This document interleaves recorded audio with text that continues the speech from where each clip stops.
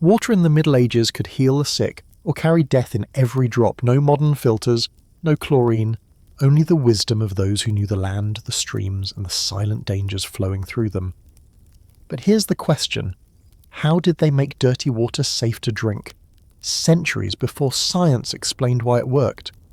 In this video, we'll uncover the lost craft of medieval water filtering, methods so simple, so clever, and so forgotten that they might just surprise you. In the Middle Ages, water was not automatically a threat, but in crowded towns and growing cities, it could quickly turn from a source of life into a carrier of disease. People learned, sometimes through bitter experience, to recognize the difference between clear-moving streams and stagnant ponds where insects bred and animals drank. A good water source could mean the difference between a healthy household and an outbreak of sickness that swept through a neighborhood in days. Doctors and healers of the time often wrote about the qualities of water, its clarity, taste, smell, and even temperature. Medical texts in Latin and Arabic described how sweet water taken from springs was preferable to brackish or corrupted water from swamps or slow rivers. Such knowledge did not come from laboratories but from generations of careful observation, repeated over centuries. In the countryside, a stream flowing from rocky hills was a gift. In the city, however, the same stream might be fouled by tanners upstream, butchers washing blood into the current, or households emptying waste nearby. The danger was invisible, yet widely understood. Drink from the wrong source and you might invite fever, diarrhea, or worse. This awareness shaped daily life. Households made decisions about where to fetch water, even if it meant walking farther. Markets might be supplied by water carriers who knew which fountains were safest. And in times of drought or flood, when the usual sources became unreliable, people turned to old, time-tested tricks to make questionable water less dangerous. Filtering, settling, boiling when possible. These were not luxuries, they were survival skills, quietly passed down because the clarity of a jug of water could mean the difference between life and death. In medieval thinking, not all water was created equal. The purest and most desirable came from cold, deep springs bubbling out of rock or from wells dug far into the earth. Such sources were naturally filtered through layers of soil and stone, emerging cool, clear, and free from the surface filth of towns and roads. Rainwater too was considered clean, if it was caught fresh and stored properly, making it a prized resource in certain seasons. Rivers, however, were more complicated. A fast-flowing river in the countryside might be considered safe, but the same river, once it wound its way through a city, became risky. Medieval physicians advised avoiding water that was still or slow-moving since it allowed corruption to set in. This idea was less about germs, which they did not yet understand, and more about the humoral theory. Bad smells and stagnation were linked to bad health. The poorest often had to take whatever water was closest, but those who could choose were selective. Town charters sometimes specified rights to certain springs or wells, protecting them from contamination. Monasteries and wealthy households might even divert clean water through channels into their own private cisterns. Travellers and soldiers were especially vulnerable. Campaigns often failed because of dysentery from bad water, making the search for safe streams a critical military task. In some places, guides were employed not just for roads but for water sources, their local knowledge as valuable as any map. Ultimately, the Middle Ages were not an age of ignorance about water. They were an age without the technology to guarantee purity. People worked within what they knew. Take water from the right place at the right time, and it would likely sustain you. Take it from the wrong place and it might destroy you. The most common and accessible method of water filtering in the Middle Ages required nothing more than a clean piece of fabric and patience. Linen was favoured when available. Its weave was tight enough to trap visible sediment, yet still allowed water to pass through steadily. In poorer households, wool or other coarse cloth was used instead, sometimes layered to catch even finer particles. The principle was simple: pour water slowly through the fabric, letting the weave strain out sand, soil, insects, and other debris. It did not remove invisible dangers, but it improved taste and appearance, two qualities medieval people often associated with safety. In many households, a jug or bucket was kept covered with a cloth for exactly this purpose, ready to strain water fetched from less than perfect sources. This technique appears not only in European manuscripts, but also in medieval Arabic medical treatises, showing its wide geographical spread. Scholars like Avicenna described filtering river water through cloth before boiling it, noting that such steps made it lighter and more agreeable to the stomach. Layered filtration offered even better results. Some people would fold the fabric multiple times or use several pieces of cloth in sequence, with each layer catching progressively smaller impurities. Wealthier homes might own specially woven filtering bags, suspended over a basin or jar, so water could drip slowly through. When fuel was available, boiling followed filtration, especially in monasteries or during outbreaks of illness. But for most households, cloth filtration was the everyday safeguard, achievable without extra cost or specialised tools. It was the quiet domestic defence against the unseen hazards lurking in every pail of water, passed from one generation to the next, as natural a habit as grinding grain or baking bread. For those with resources and space, sand and gravel filtering offered a slower but more thorough solution. The concept was surprisingly modern. Water was poured into a container, often a stone or wooden trough, lined with progressively finer layers. Large pebbles or gravel sat at the top to catch big debris, followed by coarse sand, finer sand, and sometimes a layer of charcoal. As the water seeped downward through these layers, it became progressively cleaner. Sediment settled in the upper strata, while the finer grains below removed smaller particles. When charcoal was included, it could also absorb odours and improve taste. The result was water that looked clear, tasted fresh, and stayed cool if stored in stone or ceramic vessels. This method required more effort to set up, making it most common in monasteries, wealthy households, and urban institutions such as hospitals. Archaeological evidence from medieval monastic sites shows built-in filtration basins, often connected to dedicated water channels. These systems mirrored what later became known as slow sand filtration, still used in parts of the world today. The process was deliberate. Water could take hours to pass through the layers, but the result justified the wait. Clean water was a valuable commodity, especially in summer or during religious fasts when it was consumed in greater quantities. Maintenance was essential.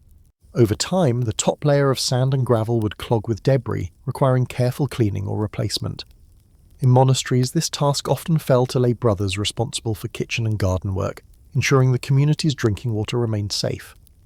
Though less widespread than cloth straining, sand and gravel filtration represented a deeper investment in health and comfort. It showed that even in an age without microscopes, medieval people understood that water's quality could be transformed, not just by where it came from, but by how it was treated before reaching the cup. Not all medieval water purification relied on mechanical filtration. In many regions, people turned to herbs, both for their flavour and for their perceived health benefits. Plants like thyme, rosemary and mint were common choices, valued for their aromatic qualities and in some cases for mild antibacterial properties that we now recognise scientifically. By steeping these herbs in water, unpleasant odours could be masked and the taste improved, making it more appealing to drink. This practice was especially useful when water came from sources that were technically safe but had an earthy or stagnant flavour, such as rainwater stored in barrels or river water drawn during dry spells. A few sprigs of mint could give a refreshing note, while rosemary was thought to invigorate the body and clear the humours. In southern Europe, herbs might be tied into small bundles and suspended in storage vessels, left for hours or even overnight. In other places, people crushed the leaves to release more oils into the water. Some recipes combined herbs with slices of citrus where available to add sharpness and further mask any off-tastes. While the primary effect of these herbs was sensory, their role in health perception was significant. A pleasant smell was linked to cleanliness, and in humoral medicine, aromas could influence bodily balance. Even if the herbs did not fully purify the water, they encouraged people to drink more, and to avoid potentially riskier beverages when beer or wine was scarce. Thus, herbal additives became not only a culinary touch, but also a form of psychological reassurance. In an age when the line between medicine and daily life was blurred, dropping thyme into a jug was both an act of taste and a quiet ritual of protection. Charcoal, particularly from hardwoods like oak or fruit trees, was another medieval method for improving water quality. Known for its ability to absorb impurities and odours, charcoal was sometimes placed directly into storage barrels or used as a base layer in filtration setups. Its porous structure trapped particles and reduced the musty flavours of water that had been sitting too long. Sailors and soldiers often relied on this method. On long voyages or military campaigns, fresh water supplies could quickly degrade in taste and smell. Adding pieces of clean burned wood to the casks helped extend their usability, making the water more palatable and, in some cases, safer to drink. Charcoal was valued for its simplicity, no special equipment was needed, and it could be made wherever there was a fire. Monastic communities also understood charcoal's benefits. Some preserved water for months in cool cellars by storing it in ceramic jars lined with a thin layer of charcoal at the bottom. When combined with other techniques like pre-straining through cloth, the results were noticeably better. Its effectiveness was observed long before the chemistry was understood. Medieval people simply knew that water kept with charcoal stayed fresher. This knowledge likely travelled along trade and pilgrimage routes, appearing in both European and Middle Eastern contexts. Charcoal purification was a perfect example of medieval practicality, using readily available resources to solve everyday problems. In the absence of modern treatment, it was a low-cost insurance against the invisible dangers in every cup. And while it was rarely the only step in making water drinkable, it was often the difference between water that caused grimaces and water that invited another sip. In medieval cities like London, Paris, and Bruges, the challenge was not just finding water, it was keeping it usable for the thousands of people who depended on it daily. Urban authorities invested in conduit systems, channels that carried water from springs outside the city walls into central fountains or public cisterns. Along the way, these systems often included settling tanks, large stone basins where water slowed down long enough for sediment to sink to the bottom. A conduit keeper, or garde des eaux, was appointed to oversee the maintenance of these systems. Their duties ranged from clearing debris to stopping illicit use, as residents were known to wash clothes or clean animal carcasses in the same water meant for drinking. Regulations were posted, fines were imposed, and in some cases, armed guards protected the most important fountains. Even with such measures, the quality of urban water varied. The first draw from a conduit each morning was usually the cleanest, and those who could afford it sent servants early to fetch it. Later in the day, the flow might be cloudier, suitable only for washing or firefighting. Some wealthier citizens paid for private lead pipes to be connected directly to their homes, an early form of plumbing, but this was rare and often controversial as it diverted public resources for private benefit. Still, these efforts represented an understanding that public health began with public water. By controlling its movement, slowing it for sediment removal, and keeping the cleanest portions for drinking, medieval cities practiced a form of urban water management that foreshadowed the municipal systems we rely on today. Monasteries were among the most meticulous medieval institutions when it came to water quality. Self-sufficient by necessity, many were built near reliable springs or rivers, with dedicated channels leading fresh water directly into the cloister. These channels often fed into stone basins where sediment could settle before the water was stored in cisterns or drawn for use. Monastic rules, such as those of the Benedictines, emphasized cleanliness not only for health, but as part of spiritual discipline. Water was required for daily washing, cooking, brewing ale, and tending medicinal gardens. A contaminated supply would disrupt not just physical health, but the rhythm of prayer and work that defined monastic life. Some monasteries incorporated sophisticated filtration systems, layering gravel, sand, and charcoal in tanks built into the walls or grounds. In places where clean water was scarce, monks boiled it before drinking or used it primarily for preparing soups and beer, which were seen as safer than raw water. Knowledge of water treatment was preserved in monastic manuscripts. These writings described both practical methods and theological reflections, clean water as a metaphor for a pure soul. In doing so, monasteries acted as custodians of technical and symbolic knowledge, passing down methods that were later adopted in towns and estates. Travellers, pilgrims, and the poor often relied on monastic charity for safe drinking water, receiving it from the same carefully maintained supplies used by the monks. In this way, monasteries became both physical and spiritual wells, places where the art of water care was safeguarded against the forgetfulness of the outside world. Beyond formal systems and written records, much of medieval water filtering knowledge lived in the hands of ordinary people, shaped by a mix of observation, trial and error, and superstition. One enduring belief was that placing a piece of silver, such as a coin or spoon, into a jug would keep the water fresh. While they could not explain it scientifically, we now know silver does have mild antimicrobial properties, meaning this was one superstition with a kernel of truth. In rural villages, families sometimes hung cloth bags of sand or powdered charcoal in the path of rainwater, so it would filter as it trickled into barrels. Others positioned small troughs of sand in front of doorways to catch and purify runoff before it entered storage containers. These were practical adaptations disguised as folk customs, passed down without the need for written instruction. More curious still were charms and protective rituals. Some believed that water taken before sunrise from a stream flowing east to west carried special purity. In parts of Europe, a branch of certain trees, willow, hazel, or ash, was dipped in a well to bless the water before communal gatherings. Such acts mixed spiritual symbolism with genuine attempts to safeguard health, since certain woods did impart mild antiseptic qualities. In an age when knowledge was as much inherited as it was reasoned, these practices blurred the line between the magical and the mechanical.